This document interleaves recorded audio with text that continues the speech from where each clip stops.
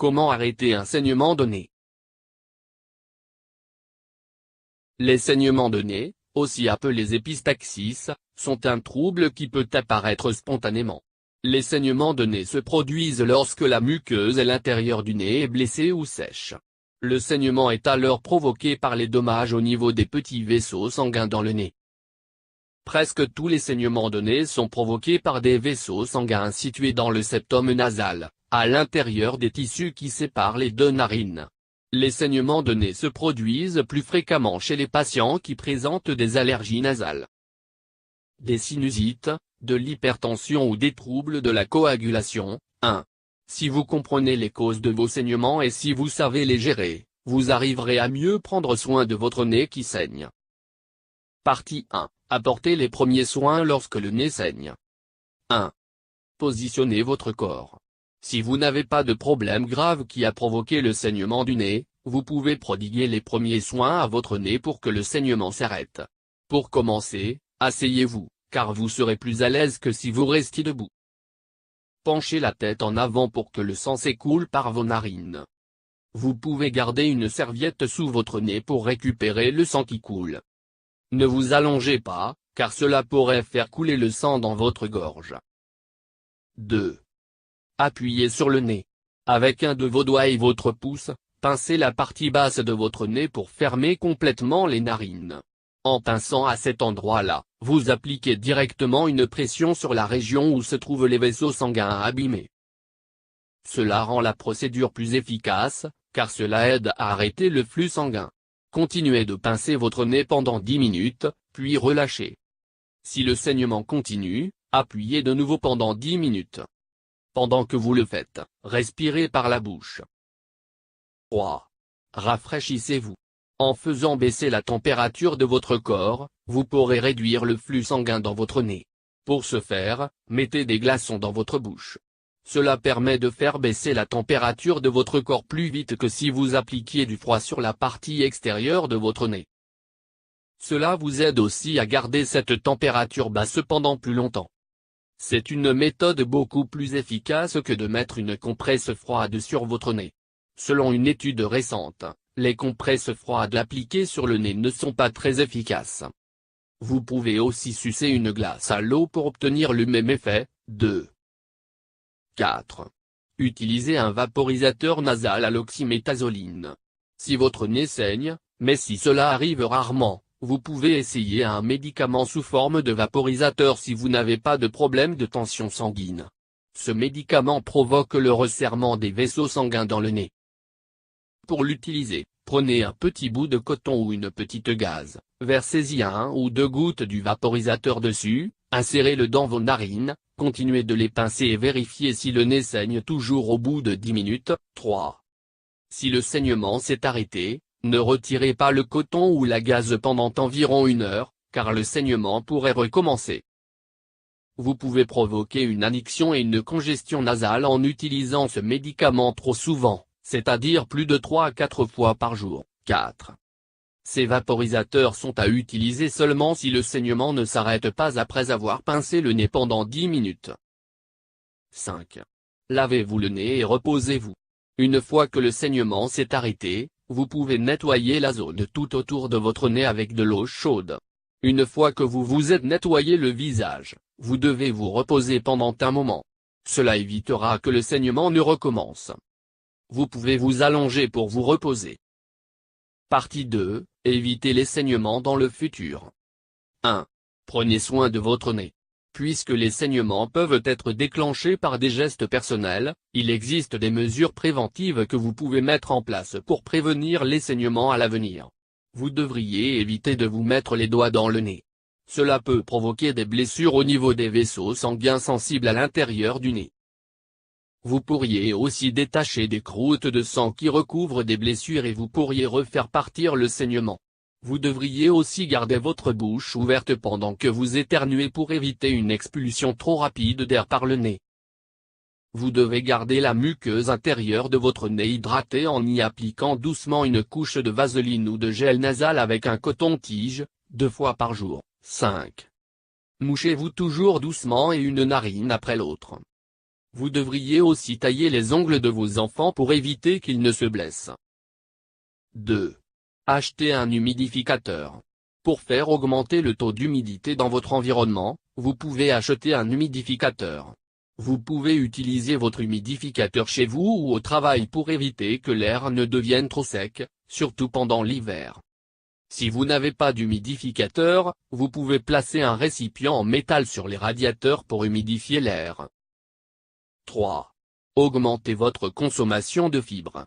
La constipation peut provoquer un stress à cause des fesses solides qui ont des difficultés à circuler, ce qui augmente la pression au niveau des vaisseaux sanguins et provoque des saignements de nez. Cela peut augmenter la pression artérielle momentanément et faire tomber des caillots de sang qui bouchaient des vaisseaux sanguins abîmés, ce qui peut faire repartir les saignements. Il est possible d'éviter la constipation en consommant des aliments riches en fibres et en augmentant votre apport en eau. 4. Consommez des fibres pour garder vos selles molles. Ne forcez pas lorsque vous allez à la selle, car cela augmente la pression artérielle intracérébrale, ce qui fait aussi augmenter les possibilités de rupture de petits vaisseaux sanguins dans le nez. 6. Manger entre 6 et 12 prunes par jour est plus efficace que d'autres produits diététiques contenant des fibres et permet d'éviter la constipation. 7. Vous devez éviter de consommer des aliments épicés. La chaleur provoquée peut dilater les vaisseaux et provoquer leur saignement. 8. 5. Utilisez un vaporisateur de solution nasale. Vous pouvez utiliser des vaporisateurs de solution nasale plusieurs fois par jour pour garder votre nez hydraté. 9. Ces vaporisateurs pour le nez ne créent pas d'addiction, car ils ne contiennent que du sel. Si vous ne voulez pas en acheter, vous pouvez les préparer vous-même chez vous. Pour préparer votre propre solution, procurez-vous un récipient propre. Mélangez 3 bonnes c. de sel sans iode et 1 c. de bicarbonate de soude. Mélangez ces 2 poudres. Prenez ensuite 1 c. du mélange et ajoutez-y environ 250 ml d'eau distillée tiède ou d'eau bouillie. Mélangez bien. 10. 6. Consommez plus de flavonoïdes. Les flavonoïdes, un groupe de composés chimiques naturellement présents dans les agrumes, peuvent améliorer la fragilité des capillaires sanguins. 11. Grâce à cette propriété, vous devriez envisager d'augmenter votre consommation d'agrumes. Parmi les autres aliments qui contiennent beaucoup de flavonoïdes, on retrouve le persil, les oignons, les myrtilles et les autres baies, le thé noir, le thé vert et le thé d'Oolong. Les bananes, tous les agrumes, le ginkgo biloba, le vin rouge, l'argousier et le chocolat noir, qui contient 70% ou plus de cacao. Vous ne devriez pas prendre de compléments alimentaires à base de flavonoïdes, comme des pilules de ginkgo, des pastilles de quercétine, de l'extrait de pépins de raisin et de graines de lin, car cela pourrait entraîner un taux trop élevé de flavonoïdes et une éventuelle toxicité. 12. Partie 3. Comprendre les saignements du nez. 1. Sachez reconnaître les types de saignements de nez. Les saignements de nez sont classés en différents types selon la partie du nez qui saigne. Lors des saignements antérieurs, le saignement se produit au niveau de la partie avant du nez. Vous pouvez aussi avoir un saignement postérieur lors duquel le saignement se produit dans la partie interne du nez. Les saignements de nez peuvent aussi se produire spontanément sans aucune cause apparente. 13. 2. Sachez en reconnaître les causes. Il existe de nombreuses causes à un nez qui saigne. Lorsque cela vous arrive, vous devez réfléchir à la cause la plus probable du saignement et éviter cette situation à l'avenir si cela est possible. Vous pouvez avoir le nez qui saigne à cause d'un traumatisme que vous vous êtes vous-même infligé, la plupart du temps en vous mettant les doigts dans le nez. C'est la cause la plus répandue chez les enfants. Il peut aussi se produire après la prise de drogue comme la cocaïne, lors de troubles des vaisseaux sanguins ou de la coagulation et après un traumatisme à la tête ou au visage. Les facteurs environnementaux comme un taux d'humidité basse, plutôt commun en hiver, peuvent entraîner une irritation des muqueuses et des saignements. Les apparitions de saignements du nez augmentent en même temps que baisse la température. Les infections au niveau du nez et des sinus peuvent provoquer des saignements du nez. Les allergies peuvent aussi provoquer une inflammation des muqueuses, ce qui peut mener à des saignements du nez.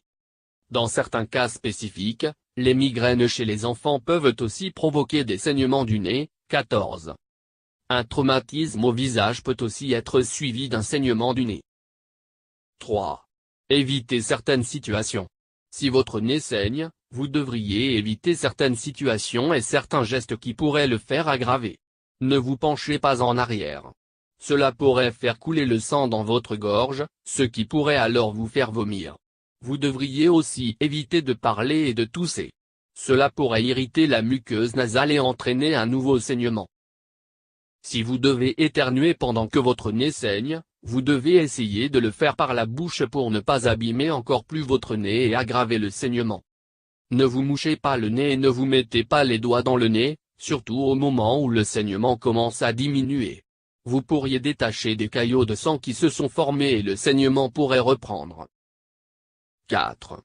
Consultez votre médecin. Il existe certaines situations où vous devez consulter votre médecin. Si le saignement est important, c'est-à-dire plus de quelques gouttes, s'il dure plus de 30 minutes et s'il revient fréquemment, vous devez consulter votre médecin. 15. Vous devez aussi le consulter si vous devez extrêmement pâle, fatigué ou désorienté. Ce sont des symptômes qui peuvent se produire après une perte conséquente de sang. Si vous avez du mal à respirer, surtout si du sang passe dans votre gorge, vous devez consulter un médecin. Cela pourrait provoquer des irritations et de la toux.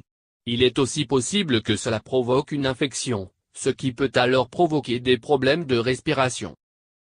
Vous devez toujours consulter votre médecin si les saignements ont commencé après une blessure grave au nez. 16.